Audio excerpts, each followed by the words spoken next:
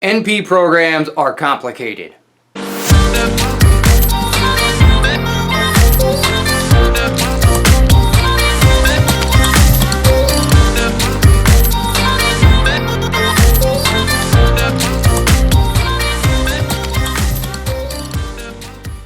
So, continuing on with my nurse practitioner online adventures, currently researching DNP programs and what possibilities there are for me. Looking for an MSN bridging program, so a post-degree program. I don't know, not a certification because I already have my certification. So this is to take the next step and to finish my terminal degree. The problem is that everybody's got something different going on, and I've learned the hard way that this is going to be a little bit more challenging than I thought. I expected to have some questions and some concerns and moments. I'm focusing on just my geographical area of the world, and I'm focusing on any. If that doesn't pan out, then maybe looking at programs that are in my neighboring state. So I live in western Pennsylvania. I could look at northeastern Ohio. Ideally, I'm looking for completely online. The problem is that every single program seems to dictate their own caseload or clinical load, credit load.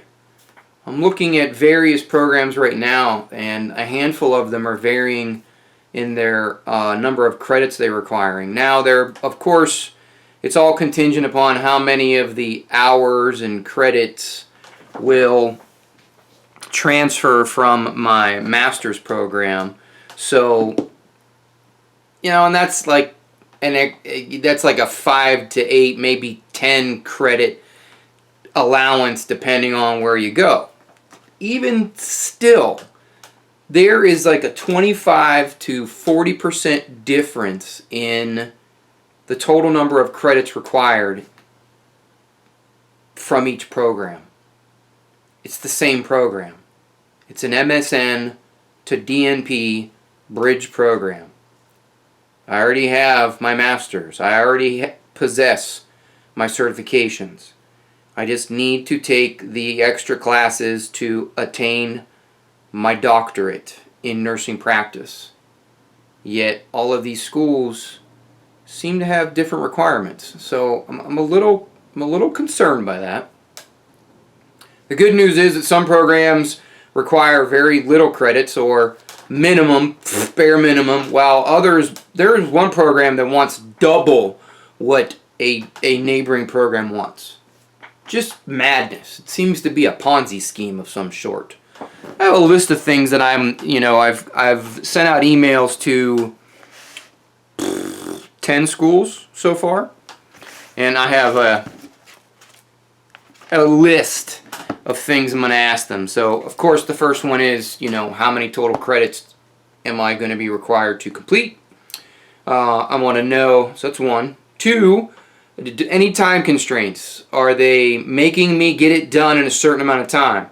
Could I take 5 years to complete this? Or is it required to be done in 2? Or no, you have to have a minimum number of credits per semester? Because that'll matter. That matters on the total cost for me. How many clinical hours on top of what I've already done from my MSN program and the clinical hours that I have obtained and accrued as a practicing NP, how many more hours do I have to get? That also completely varies. Talked about the total number of credits. I'm interested to hear about their requirements for the capstone project. That's your evidence-based project that you have to present to the board, the committee, whatever. It's your senior project that we're calling it, and it's has to effect change in healthcare. And some programs are letting you use things within your scope of practice or within your area of practice. Others are completely left of center. So curious what they have to say about that.